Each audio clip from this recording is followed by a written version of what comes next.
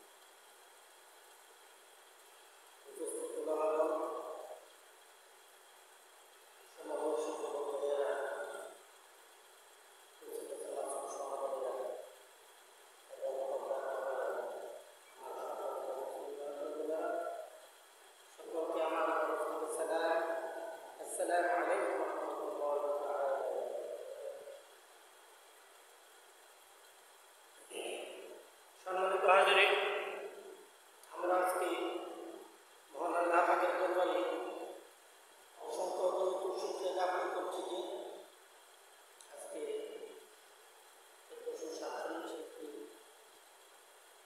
রবিউল সানি মাসের আমরা সকলে সমস্ত বাধাকে পিছনে ফেলে, সমস্ত কাজকর্মকে পিছনে ফেলে, সমস্ত ব্যস্ততা থেকে ফারেক হয়ে মুক্ত হয়ে আজকে এই দোয়া কবুল দিনে, সপ্তাহের শ্রেষ্ঠতম দিনে, গুনাহ মাফের দিনে, বৈবর্তনের দিনে, মকবুলিয়াতের দিনে আমরা সকলে মসজিদে উপস্থিত হতে পেরেছি। এই জন্য সকলে শুকরিয়া আদায় করি আলহামদুলিল্লাহ। সম্মানিত হাজিরিন,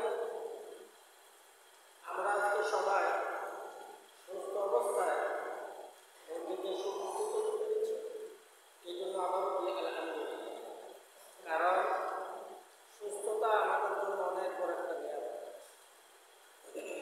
এটা আমরা তখনই বুঝতে পারি যখন কেবল সুস্থ হবে। সম্মানিত হাজিরিন, যারা বাহিরে আছেন ভেতরে চলে আসেন, যারা বারান্দায় বসে আছেন ভেতরে চলে আসেন। সম্মানিত হাজিরিন, আমরা আজকে আলোচনা করার জন্য ইচ্ছা পোষণ করছি সূরাতুল ফাজর থেকে। সূরাতুল ফাজর আলোচনা করার জন্য ইচ্ছা পোষণ করছি। এই জন্য মহান আল্লাহ আমাকে এ পর্যন্ত একটা আয়াত থেকে প্রদান করুন। এই জন্য সকলে বলে আমিন। সম্মানিত হাজিরিন, প্রথম অবস্থায় আলোচনা করতে হয় তার শানে নজুল। তার শানে নজুল জানিয়ে দেওয়া উচিত। কারণ শানে নজুল মানে হচ্ছে এই আয়াতটা, এই সূরাটা কেন নাযিল হয়েছে, কারণ কি, এই আয়াতটা দুনিয়ায় কেন আসছে, কেন আল্লাহ এই কথা বলছে, এই কথা কেন আমাদেরকে জানাই দিচ্ছে, এটা কারণ। কারণটাকে বলা হয় শানে নজুল। তো সর্বাবস্থায় শানে নজুল সম্পর্কে বলতেছি। সূরা আল ফাজরের নির্দিষ্ট কোনো শানে নজুল বা অবতরণের সুনির্দিষ্ট কোনো কারণ উল্লেখ করা হয় নাই। তবে ইহা একটি মক্কায় অবতীর্ণ সূরা। এই সূরাটা মক্কায় অবতীর্ণ হয়েছে। নবী সাল্লাল্লাহু আলাইহি ওয়াসাল্লামের নবুয়তের পরে মক্কায় থাকাকালীন সময়ে এই সূরাটা নাযিল হয়েছে। যা প্রাচীনকালে অধিবাসী জাতি যেমন ইরামের স্তম্ভ এর অধিবাসী, মিশরীয় মাদাইন সালের অধিবাসী, তাদের ধ্বংসের ঘটনা বর্ণনা করা হয়েছে এই সূরাতে। তাদেরকে আল্লাহ কিভাবে ধ্বংস করছে, কেন ধ্বংস করছে, এই ব্যাপারে এই সূরাতে আল্লাহ রাব্বুল আলামিন জানিয়ে দিয়েছে। এই সূরা সত্যের পথে থাকা, অবিচল ও থাকার জন্য মানুষকে উৎসাহ করে এবং অর্থলিপ্সু ও নির্দয় পাষাণহীন লোকদের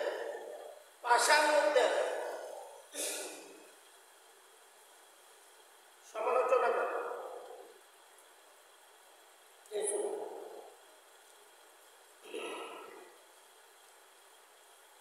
এই সূরা প্রভাতের শপথ।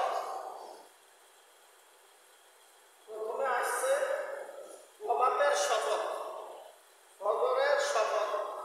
আল্লাহ রাব্বুল আলামিন ফজরের শপথ সম্পর্কে ফজরের শপথ করে বলছেন, ফজরের কসম খেয়ে বলছেন, অর্থাৎ প্রভাতের শপথ, ভোরের আলোর শপথ, দিনের পূর্বাহ্নের শপথ। এ সূরাটি প্রভাতকালের শপথ করে শুরু করা হয়, যা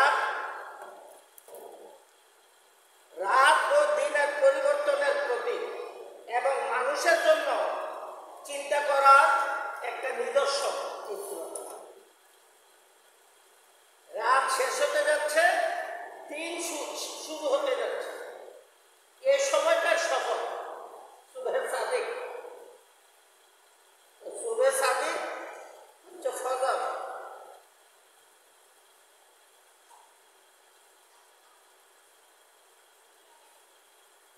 ফজর সুবহে সাদিক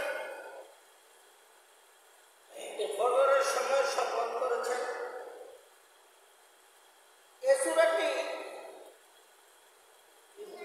বিগত জাতির ধ্বংস। এ সূরা আল্লাহ তাআলা অতীতের কয়েকটি শক্তিশালী জাতিকে ধ্বংসের কথা স্মরণ করিয়ে দিয়েছেন, নাজিল করে দিয়েছেন। অতীতের কয়েকটি শক্তিশালী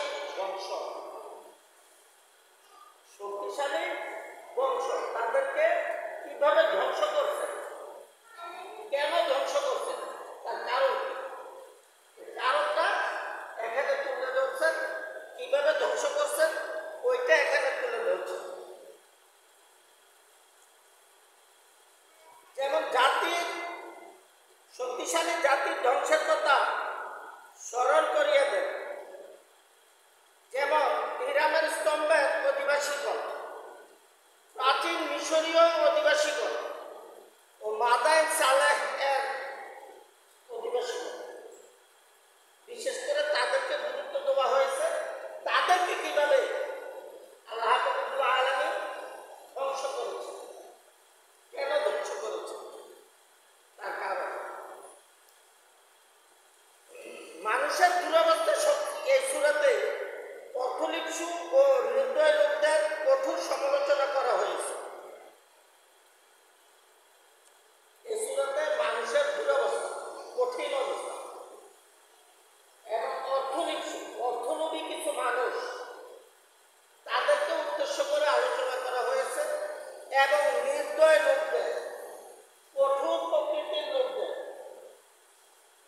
সমালোচনা করা হয়েছে, যারা দরিদ্রের প্রতি সদয় হয় না এবং তাদের সম্পদ কুক্ষিগত করে রাখে, তাদের সম্পদ লুণ্ঠন করে, লুট করে,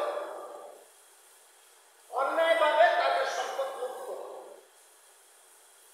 অর্থাৎ যারা এই দুনিয়াতে সৎকর্ম করে এবং সত্যের পথে অবিচল থাকে, তাদের জন্য পরকালে জান্নাতের সুসংবাদ দেওয়া হয়েছে এই সূরাতে।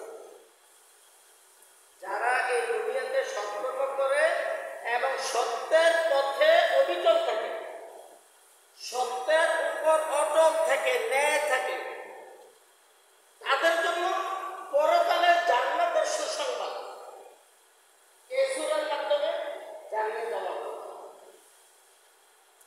আল্লাহর সতর্কতা, আল্লাহ তার বান্দাদের সকল কাজ পর্যবেক্ষণ করে এবং এই শপথগুলো একজন জ্ঞানী লোক অথবা বোধ সম্পন্ন ব্যক্তির জন্যই যথেষ্ট। এ সূরা পাঠ করলে কঠিন সময়ে, আপনার মুসিবতের সময়, বিপদের সময়, কঠিন সময় সান্ত্বনা পাওয়া যায়। এ সূরা পাঠ করলে আল্লাহর করুণা পাওয়া যায়। এ সূরা পাঠ করলে ন্যায় বিচারের আশা করা যায়। ন্যায় বিচার, আল্লাহর করুণা এবং শান্তি, সান্ত্বনা, এগুলো পাওয়া যায় এ সূরা পাঠ করার কারণে। এ সূরাতে সর্বপ্রথম আল্লাহ রাব্বুল আলামিন বলতেছেন ওয়াল ফাজর, ওয়াল ফাজর ওয়ালায়ালিন আশর ওয়াশ-শাফঈ ওয়াল ওয়াতর ওয়াল-লাইলি ইযা ইয়াসর হাল ফী যালিকা কসামুন লিযী হিজর। সর্বপ্রথম বলছেন ওয়াল ফাজর, অর্থাৎ ফজরের সময়ের কসম। কে বলতেছেন? আল্লাহ রাব্বুল আলামিন বলতেছেন ফজরের সময়। আমরা যে সময় ফজরের নামাজ পড়ি, হযরত আদম আলাইহিস সালাম এই সময় ফজরের নামাজ পড়তেন। এই জন্য আমরা এই সময় ফজরের নামাজ পড়ি। হযরত আদম আলাইহিস সালাম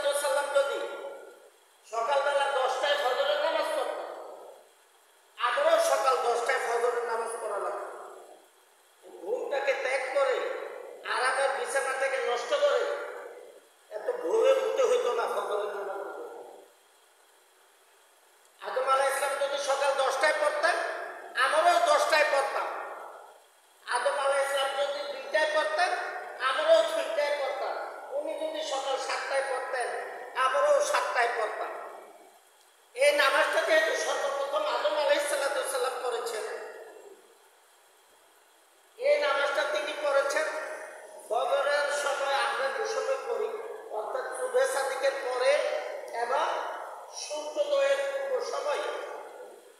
এই জন্য আমরা সুবহে সাদিকের পরে সূর্যোদয়ের পূর্ব সময়ে এই নামাজটা করে থাকি।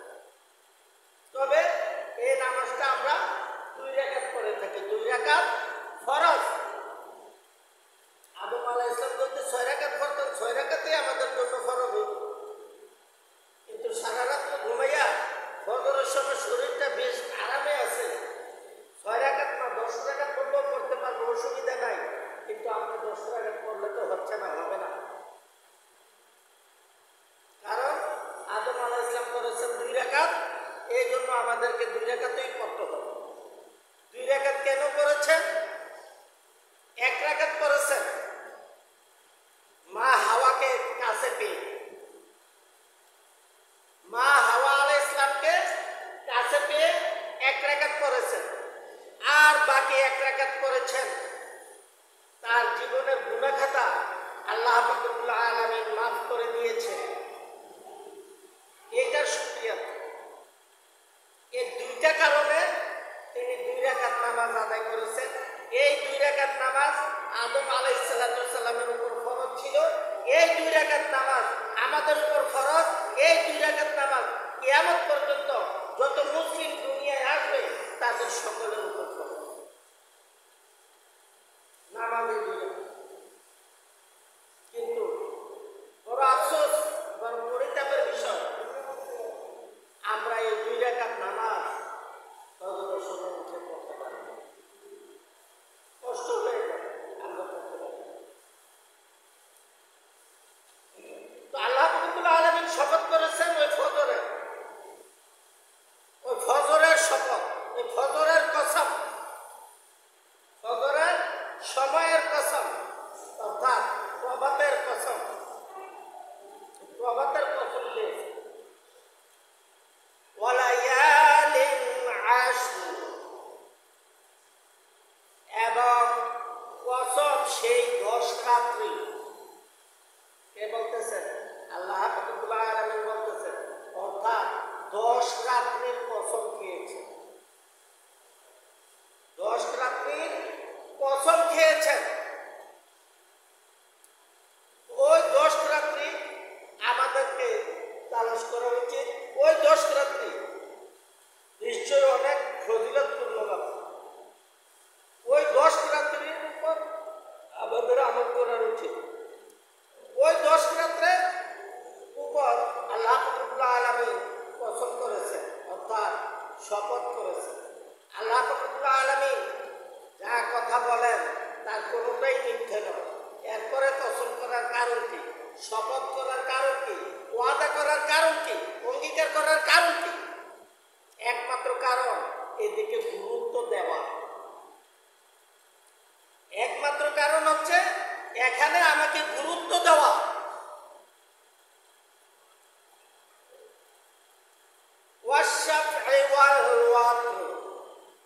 শপথ জোর ও বেজোড়। আল্লাহ রাব্বুল আলামিন জোর ও বেজোড়ের শপথ খেয়েছেন, কসম করেছেন। অর্থাৎ জোর সংখ্যাও আমরা চিনি, বেজোড় সংখ্যাও আমরা চিনি। আল্লাহ একজন, আল্লাহ বেজোড়। এই জন্য আল্লাহ রাব্বুল আলামিন বেজোড়কে পছন্দ করেন।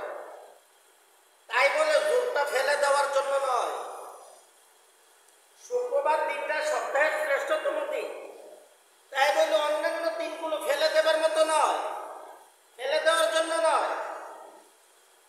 বছরে 12 মাস, রমজান মাস শ্রেষ্ঠ মাস, তাই বলে অন্যান্য মাসকে অবহেলা করা যাবে না, অন্যান্য মাসকে ছেড়ে দেওয়া যাবে না। অন্যান্য মাসও আমাদের যেমন ইবাদত বন্দেগী করতে হবে, ঠিক তেমনি আমাদেরকে আমাদের উদর পূর্তি করতে হবে, ফেলে দেওয়ার নয়, ফেলে দেওয়া যায় না। শ্রেষ্ঠতম নবী হচ্ছে নবীজি সাল্লাল্লাহু আলাইহি ওয়াসাল্লাম, তাই বলে অন্যান্য নবীদেরকে অবহেলা করে না, তা হবে না, তা চলবে না। কোনো নবীকে কোনো রাসূলকে অবহেলা করা যাবে না, কখনোই অবহেলা করা যাবে না। জোর ও বেজোরে 1 3 5 7 9 11 এই যে সংখ্যাগুলো এইভাবে আরো যা যায় যাহা 2 দ্বারা বিভাজ্য নয়, যার মধ্যে 2 দ্বারা ভাগ করলে 2 দিয়ে ভাগ করলে ভাগ শেষ অবশিষ্ট থাকে, ওই সংখ্যাটা হচ্ছে বেজোড় সংখ্যা। ওই সংখ্যারও কসম খেয়েছেন। আর যে সংখ্যাটাকে 2 দিয়ে ভাগ করলে ভাগ শেষ থাকে না, ওই সংখ্যাটারও কসম খেয়েছেন। এখানে আল্লাহ রাব্বুল আলামিন 1 ও 2 এর কসম খান। আল্লাহ রাব্বুল আলামিন বলতেছেন কসম জোর ও বেজোরে, শপথ জোর ও বেজোরে, অর্থাৎ যত জোর আছে সমস্ত জোরের কসম খেয়েছেন, যত বেজোর আছে সমস্ত বেজোরের কসম খেয়েছেন। ওয়াশ-শাফঈ ওয়াল-ওয়াতর ওয়াল-লাইলি ইযা ইয়াসর, অর্থাৎ শপথ রাতের যখন তা গত হতে শুরু করে। শপথ সেই রাতের কসম যে রাতটা শেষ হয়, যে রাতটা শেষ হবে সেই রাতের কসম। এমনকি কোনো রাত আছে দুনিয়ায় যে রাতটা শেষ হবে না? দুনিয়ায় নাই। এমন কোনো রাত আল্লাহ রাব্বুল আলামিন তৈরি করেন নাই। যেহেতু রাতটা শেষ হবে এই জন্য ওই রাতের কসম। প্রথম অবস্থায় কসম খাইছেন দিনের, আর এখন কসম খাইতেছেন রাত্রের। কসম সেই রাত্রে, যে রাত্রটা শেষ হবে, শেষ হতে শুরু করেছে। হাল ফি যালিকা কাসামুল লিযি ইজল, অর্থাৎ নিশ্চয় এখানে শপথ রয়েছে জ্ঞানী ব্যক্তির জন্য, বুদ্ধিমান লোকের জন্য। যারা বুদ্ধিমান তাদের জন্য এখানে কিছু গানগর্ব আলোচনা আছে। যারা জ্ঞানী ব্যক্তি তাদের জন্য এখানে কিছু আলোচনা রয়েছে।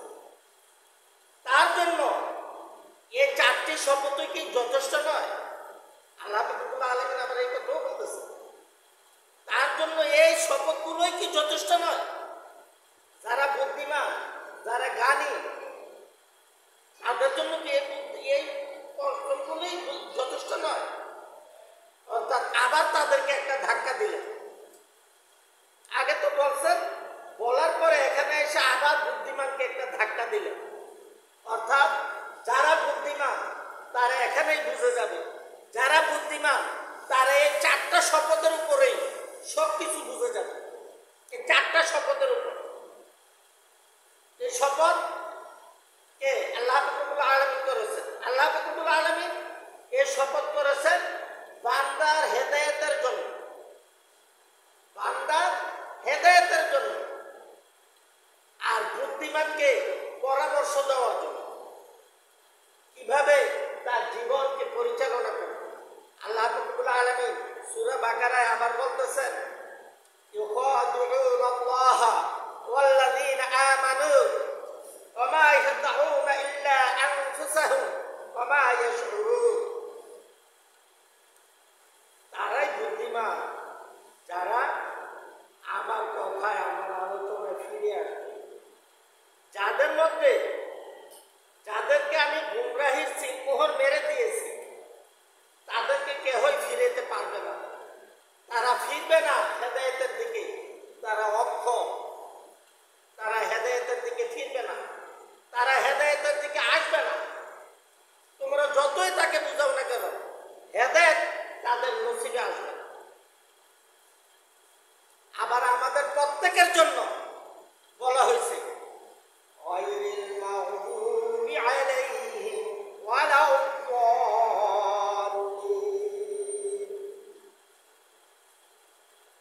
এর পূর্বে দ্বিতীয় আয়াতটা ইহদিনাস সিরাতাল মুস্তাকিম, ইহদিনাস সিরাতাল মুস্তাকিম।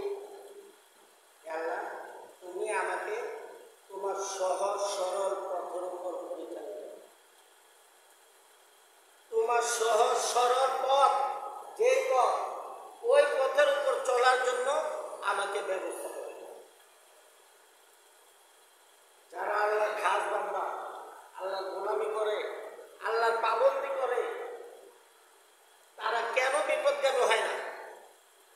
কারণ তারা প্রতিটা নামাজে, প্রতিটা রাকাতে তারা এই দোয়াটা পড়ে। এটা যেহেতু সূরা ফাতিহার একটি আয়াত, আর সূরা ফাতিহা ছাড়া নামাজ হয় না, অর্থাৎ এই কথাটা বলা ছাড়া তার কোনো রাকাত হয় না।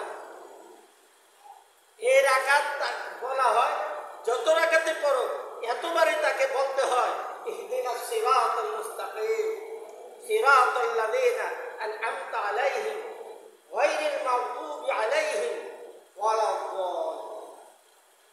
আল্লাহ, তুমি আমাকে পরিচালিত করো তোমার দ্বীনের উপর, তোমার সহজ সরল পথের উপর। আমি যেন বিপদগামী না হই, আমি যেন তোমার রাস্তায় সর্বদা অটুট থাকতে পারি, তোমার দ্বীনের উপর সর্বদা যেন আঞ্জাম দিয়ে চলতে পারো। সমস্ত গুমরাহির পথ হইতে তুমি আমাদেরকে হেফাজত করো, সমস্ত গুমরাহির পথ হইতে তুমি আমাদেরকে হেফাজত করো। এই দোয়াগুলা সূরা ফাতিহা। এই ফাতিহা সারা নামাজ হয় না, আমরা সকলেই জানি। তো আমরা যারা নামাজ পড়ি তারা অবশ্যই এগুলো পড়ি, আর এগুলা নামাজের ভিতরে পড়ে যায়। কিন্তু এগুলা যদি আপনি বলে আমি আর আরবিতে পড়তাম না, আমি বাংলায় পড়ে নেয়, বাংলায় বুঝিবালা, বাংলায় পারিবালা, বাংলায় পড়ে নেয়, তাইলে আপনার নামাজ হবে না, তাইলে আপনার নামাজ হবে না। ইমামে আজম আবু হানিফা রহমতুল্লাহ আলাইহি উনি বলেছিলেন, ফার্সি ভাষায় নামাজ পড়লে নামাজ হবে, কিন্তু ওনার দুই ছাত্র এই কথার বিপক্ষে ছিলেন। ওনার দুই ছাত্র আবু ইউসুফ মোহাম্মদ আবদুল্লাহ আর শাহ মোহাম্মদ আবু আবদুল্লাহ, ওনার এই দুইজন ছাত্র বললেন, হুজুর আপনার এই কথাটা আমরা মানতে পারি না, কারণ আমাদের আরবি ভাষাটা কোরআনের ভাষা, আরবি ভাষাটা কবরের ভাষা, আরবি ভাষাটা হাসরের ভাষা, আরবি ভাষাটা আখিরাতের ভাষা, আরবি ভাষাটা শেষ দিবসের ভাষা, হাসরের মাঠের ভাষা, আল্লাহর ভাষা, ফেরেশতাদের ভাষা, আরবি ভাষা। এই জন্য ফার্সি ভাষায় নামাজ পড়লে নামাজ হবে না। আমরা এই কথাতে একমত। আপনি যদি বলেন নামাজ হবে, এটা আমরা মানতে পারি না। কিন্তু ইমামে আজম আবু হানিফা রহমতুল্লাহ আলাইহি উনি মৃত্যুর পূর্ব সময়ে ওনার ওই দুই ছাত্রের কথা মেনে নিয়েছেন যে, এবং বলেছেন যে আমি স্বীকার করি আরবি ভাষা ছাড়া অন্য কোনো ভাষায় নামাজ পড়লে নামাজ হবে না, ফার্সি ভাষায় নামাজ পড়লেও নামাজ হবে না। ইমামে আজম আবু হানিফা রহমতুল্লাহ আলাইহি বলছেন। উনিও বলছেন যে ফার্সি ভাষায় শেষ জীবনে, আগে বলছিলেন যে হবে, কিন্তু শেষ জীবনে ওনার ছাত্রের কথা উনি মেনে নিয়েছেন। না মানবো পারতেন, আমার ছাত্রে বলছেন মানলে মানলাম, না মানলে না। কিন্তু উনি দেখছেন মাথা খাটি, বুদ্ধি খাটি, ওনার চিন্তার উপর এ কথা করে রায় দিয়েছে, ছাত্রদের কথার উপর রায় দিয়েছে। আমাদের অবস্থান, আমাদের নামাজ, আমরা যেন আমাদের নামাজ থেকে দূরে সরে না। আমরা আমাদের নামাজের কথা বারবার বলা হয়। আল্লাহ রাব্বুল আলামিন ফজরের নামাজের কসম কেটেছেন এবং আসরের নামাজের কসম কেটেছেন। ফজর এবং আসর এই দুইটা নামাজের কসম কেটেছেন। বাকি অন্যান্য নামাজের কথাও কোরআনে আছে, যেমন মিন ক্বাবলি সালাতিল ফাজরি হিনা তাদউনা সিয়াবাকুম মিনাজ যুহরি ওয়া মিন বা'দি সালাতিল ইশা। এখানে ফজরের কথা বলা আছে, ওয়া মিন বা'দি সালাতিল যুহরি, যুহরের কথা বলা আছে, ওয়া মিন বা'দি সালাতিল ইশা, ইশারের কথা বলা আছে। আল্লাহ রাব্বুল আলামিন বলেছেন কোরআনের আয়াত, বিভিন্ন জায়গায় বলছেন, কিন্তু একসাথে 5 ওয়াক্ত নামাজের কথা একসাথে বলেন না। তো আমাদের করণীয় কি? আমাদের করণীয় আল্লাহ পাকের ওই কথা, আমাদের করণীয় আমাদের দোয়া। আমরা সদা সর্বদা দোয়া করব, হে আল্লাহ আমরা যতক্ষণ দুনিয়ায় আছি ততক্ষণ যেন ঈমানের সহিত বেঁচে থাকতে পারি, আর যখন আমরা মৃত্যুবরণ করব ঈমানের সহিত যেন মৃত্যুবরণ করতে পারি, আর তোমার দ্বীনের উপর যেন অটল থাকতে পারি। আর আল্লাহ রাব্বুল আলামিন আমাদেরকে কসম খেয়ে এই কথাগুলোর উপর গুরুত্ব দেওয়ার জন্য, বেশি বেশি করে গুরুত্ব দেওয়ার জন্য আলোচনা করেছে। যা কিছু আলোচনা করা হয়েছে তার উপর আমাদের সকলকে আমল করার জন্য তাওফীক দান করুন। এই জন্য সকলে বলি আমিন। ওয়া আখিরু দাওয়ানা আনিল হামদুলিল্লাহি রাব্বিল আলামিন। যারা সুন্নাত করে নাই